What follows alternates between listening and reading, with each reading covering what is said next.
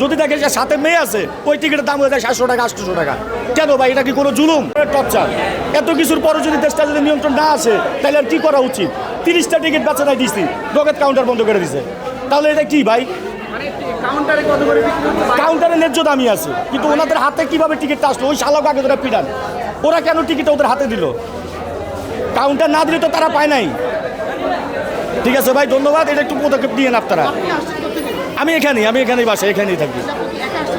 না, আমি আমার ফ্রেন্ড আসছি, এই যে দুজন আমরা আসছি, দুজন আমরা 1-1.5 ঘন্টা এখানে দাঁড়িয়ে রয়েছি। প্রতি বছরই কি আসলে এভাবে কালো টাকা বছরে হয়তো ঈদের সময়টা আসা পরে একটু অবসর থাকা পরে এভাবে কালো বাজার প্রতি সপ্তাহে, খালি প্রতি বছর না, যেই কোনো নতুন মুভি আসুক ওনাদের অত্যাচারটা অতিরিক্ত ভাই। ওনাদের অত্যাচারটা এত হয় যা সীমা ছাড়া। যারা টিকিট কিনে না না না, এটা সাধারণ মনে করেন এখানে একটা সিন্ডিকেট, ওনারা মনে করেন জড়িত। তাহলে ভাই দূরে থেকে আরো মানুষ আসছে, তাহলে আপনি এইটুকু বুঝেন। আমার না হয় গাড়ি ভাড়া লাগে না, আমি হাইটে আসছি আবার হাইটে চলে যাবো, 5 মিনিট লাগবে না। কিন্তু যারা দূর থেকে আসছে, একটার সাথে কারোর সাথে বউ আসছে, কারো গার্লফ্রেন্ড আসছে, ওনারা তো একটা বাড়ে পড়ে যায় ভাই, বাধ্যতামূলক টিকিট নিতে হয়। আর আমাদের কাছ থেকেও যদি মনে করেন 500 করে চায়, যদি দেখে যে সাথে মেয়ে আছে ওই টিকিটের দাম হয়ে যায় 700 টাকা 800 টাকা। কেন ভাই, এটা কি কোনো জুলুম?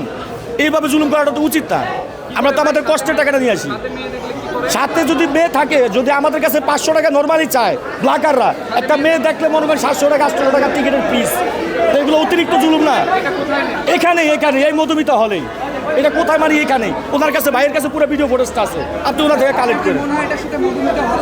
অবশ্যই ভাই, যদি কাউন্টার টিকিটটা না দেয়, টাকাটা তো আপনার পকেটে, আপনি যদি আমার না দেন আমি পাবো? কাউন্টারের টিকিট, উনি এতগুলো টিকিট কেন নিল? কাউন্টার যদি না দেয় ওনারা কি টিকিটটা পায়? অবশ্যই তারা এটার সাথে জড়িত, কম হোক বা বেশি হোক, এটা তাদের সাথে তারা জড়িত। এটা তো উচিত না ভাই। আমরা তো কষ্ট করে আসি একটা মুভি দেখতে, আমাদের জন্য তো মুভিটা রিলিজ হয়। যদি আমরাই দেখতে কষ্ট হয়, হয়রানি হই, তাহলে তো এটা উচিত না ভাই। কর্তৃপক্ষ একটা রিল কিনছে মানলাম, তার অবশ্যই এটার পিছিয়ে ব্যয় হয়েছে, কিন্তু আমাদের টিকিট কিনে তার সেটা পোষাই দিতেছি না, তাদের তো লাভ হইতেছে। তাহলে ব্ল্যাকে কেন তারা আমাদের সাথে টর্চারগিরিটা করবে? মানে সাথে যখন মেয়ে থাকে তখন কালো বাজারে কত টাকা বেশি রাখে? এটা মনে করেন আমাদের কাছে নর্মালি যদি দিছি 300 টাকা, এখন আমাদের কাছে 400 টাকা চাইছে।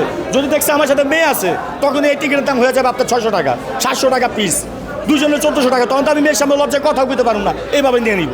তো এটা তো ভাই অতিরিক্ত জুলুমের উপর জুলুম, এটা তো উচিত না ভাই। আপনারা এটার প্রতি একটু অনুরোধ করি, একটু পদক্ষেপ নেন ভাই। এত কিছুর পরে যদি দেশের ভিতরে শান্তি না আসে, এখনো যদি হলের টিকিটটা নিয়ে এরকম সৃষ্টি হয়, তাহলে তো ভাই অশান্তি।